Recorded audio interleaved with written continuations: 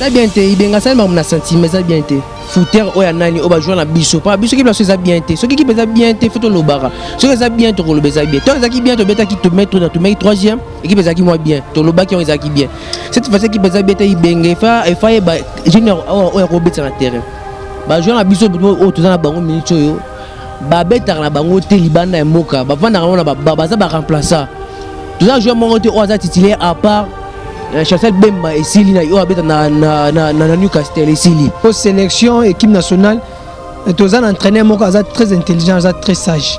Pour l'attaque, chaque année joueur de boité, mais chaque compétition mon qui pour naï. Donc il y a 4 avant na ban. Tout peut se bien faut tu as confiance il bien pour na lobby. Tout subir conséquences moi bien. Il y a za coach et pourquoi ça li bon. Ce qui raison aussi que Meshak ngai na Rosala pourrier. Quand Meshak a outu abidi championnat mon côté. Meshak azaki na Rwanda so akatiye eza malamu. Glody Diasika, la mignonne, la mignonne, Tracy Belenga pro.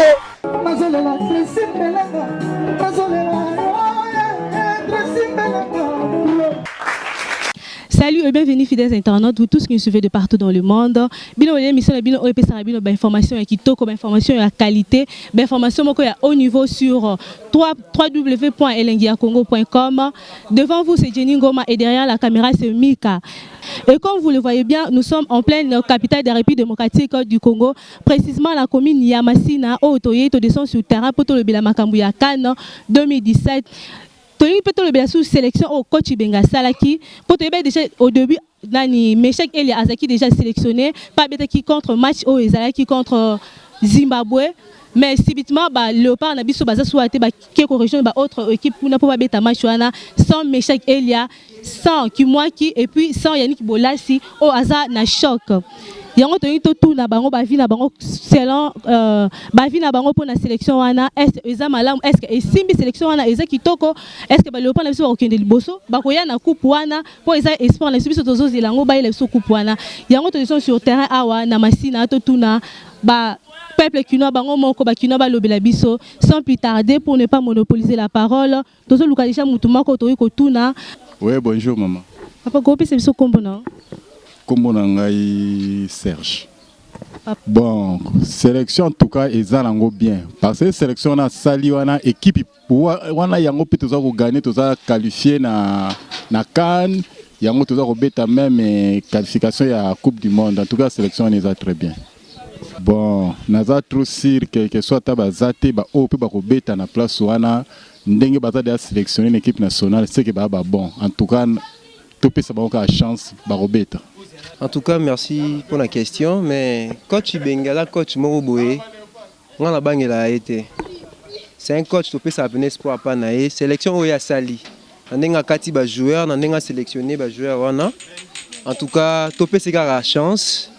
Et absence il y a joueur na biso bolasi. Biso nyo soto da étonné, to ka pas si mais quand même topé ça ra espoir na ba obakei. La sélection coach a Sali en tout cas, bonne chance les léopards quoi. Bon, apparemment, Meshak Elia, dernier match va bêta Gezaki pour la prestation. Prestation n'aime des salariés que coach a recruté personne à la liste à Souka. Alors prestation n'est pas monsieur c'est ça qui coach té, raison pour laquelle coach a Kati. Oui, naza vraiment amoureux à football donc partout aux alaka même na mboka bapaya Namibia Afrique du Sud na to défendre toujours et tenir na biso ya équipe nationale na biso varese na biso ya pays na biso drapeau donc ne bo moni bo ça veut dire que ezo la que naza amoureux penda ya football congolais aza coach sélection ils en ont moins bien mais malgré tout moi ba regret ça moi moké ils en a joué moko abeta en Belgique.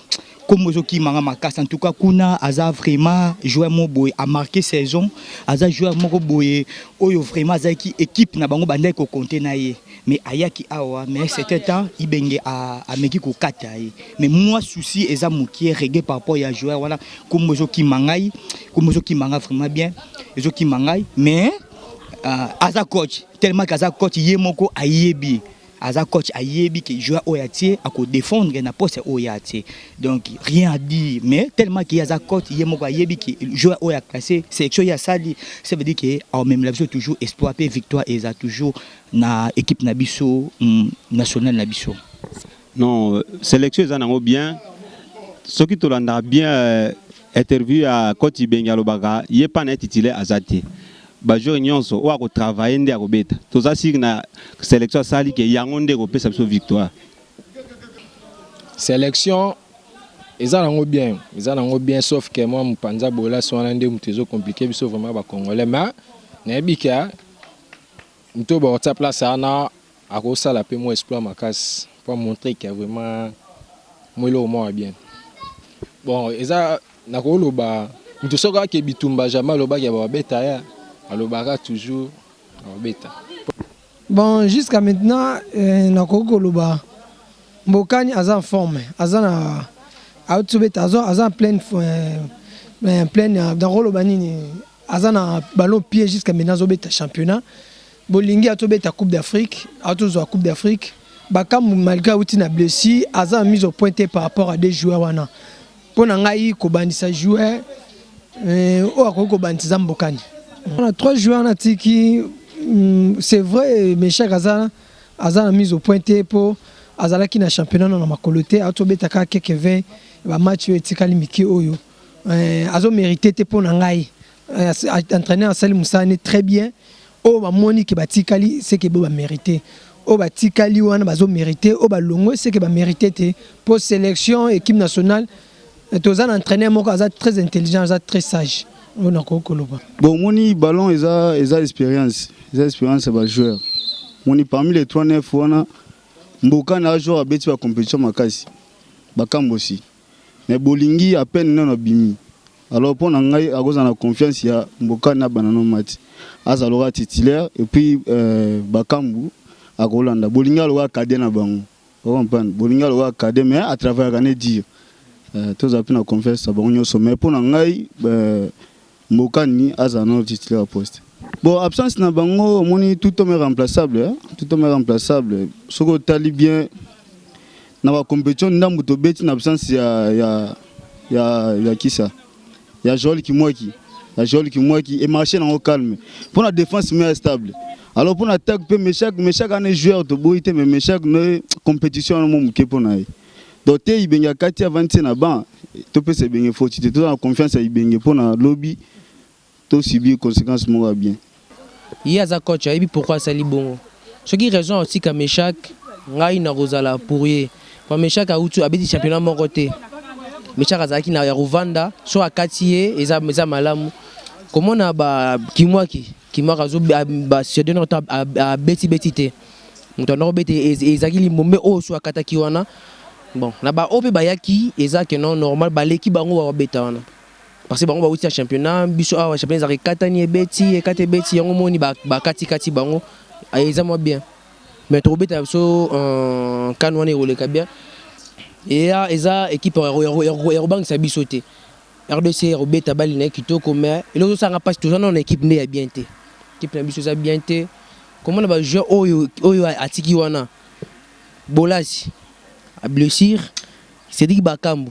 Na championnat na ya blessé atiki ache débit oyo c'est toi qui as sélectionné ache débit na championnat na débit mornef ache débit ils a déjà mabé tozu oya biso oyo nani wana susu nani afobe ndenge moko Marseille tu seras au axe na biso azna championnat bonga baza chèque ba qui c'est 33 bi na phase aller tina na nini mais azu aza sélectionné titulaire en plus tozu footer oya nani oba jouer na biso pas biso qui place ça bien té ce qui pesa bien té photo lobara ce que ça bien to le beza bien toi ça qui bien to beta qui te mettre dans to mettre troisième et qui pesa qui moi bien to loba qui on ça qui bien cette fois qui pesa beta ibenge fa ba junior oya robet sur le terrain ba jouer na biso o to na bango minute yo ba beta na bango té libanda ya moka ba vanda na ba ça ba remplacer tout ça jouer mon o za titulaire à part Chancel Bemba et Sili na o beta na Newcastle et Sili. Ozomona comme on a Gabon les to beta ni wana bazana joueur moko o za meilleur azo beta na busa Dortmund azo beta za meilleur so biso to na joueur moko to le baka qui peut ça bien quand nous on a ceux qui te reconnaissent liboso toko bima ata troisième na poule to lunga na phase ba poule to lunga. C'est que sélection ça bien été. Ça bien été, ibenga ça m'a senti mais ça bien été. Bon, sélection vraiment un peu ça va, mais par rapport à autres qui n'ont que moi ma défense est allée par rapport à la sélection tous n'ont si tu as ça boulassier et causer un problème ma casse une équipe nationale. Donc, mais avec le joueur à sélectionner, je te dis que nous sommes titularisés, bango, à sélection bien, dans cette équipe, titulaire, à bien, tu as gagné le match, mais avec le capitaine Abissoni, tu as assisté à petit championnat, à un championnat moroté, tu as assisté sur Youssouf Mouloumou. Donc, Youssouf, vraiment, tu as assisté sur Yango à titulariser dans le match parce que tu as joueur au Baleki, Bazawana, Bachassel, Bazali, Bamagoma, Poku. Les joueurs belé bazana au bako titularisé bango que non tout ça ta machine nous sommes gagné mais nous aussi que non avec l'équipe tout ça mourir à foot to gagner na biso. Pour un système à 4-4-D na mona que non ça tient quand même à RDC 4-4-D système à D9 que non mbokana za lokola donc 9 à soutien quoi. Mbokana avec Bakambu ça va aller. Mbokana point mbokana soutenir Bakambu na 9 ça va aller. Donc tous les DNF, ça va aller dans 4 terrains. Voilà, nous sommes pratiquement arrivés à la fin de notre émission. Au Ezaki édition spéciale sur Cannes Gabon 2017. Au Wapi Tobek au Sal, la descente sur terrain à Onamassina Petro Congo. Au Wapi Baimbo Kabalobeli Masolo, il y a sélection, il y a Kochi Bengue. Bamsou baza pour sélection wana, bamsou baza contre sélection wana. Mais pour nabiso toti ka nyonso na maboko ya Kochi Bengue, ye moko ayebi pour na nini ayebi ko sélectionner ba joueur mususu, pe bi ko tika ba misusu. To PCK ba bonne chance et to bisusu pour na ba joueur bayoka Kochi Bengue, ibenge abetaka bale te, ibenga zaka na terrain te, bino nde mbozaka na terrain, bino nde bobetaka bale. Espoir na biso eza epa na bino, boye la biso coupe wana nde wela biso chan, ndenge bo mepe 3e na kane uti koleka, espoir na biso eza pa na bino. Tolobi un grand merci et pas Tracy Pro et Glody Diasuka, la mignon de la presse congolaise, pour l'opportunité si Kopé Sanga Jeningo Mana Téléma devant vous, n'a pas présenter émission mère de mère, mes respects vraiment, mes respects. Je dis encore un grand merci au caméraman Mike Oebek Ozananga durant descend sur terrain au Nyonso Oebek Olimbangate Oebek Ozananga durant descend sur terrain Nyonso. Et ceux qui boni bo monangai mobimba vraiment monangai bobetaka assez simple bobetikaka www.elengiacongo.com boko monanga mobimba Jeningo Mana ozalawana pour la repese bino basango o nyonso eba koleka na Kinshasa et partout ailleurs. D'ici là portez-vous bien, je vous dis merci et au revoir. Glody Diasuka, la mignonne. La mignonne. Tracy Mbelenga Pro.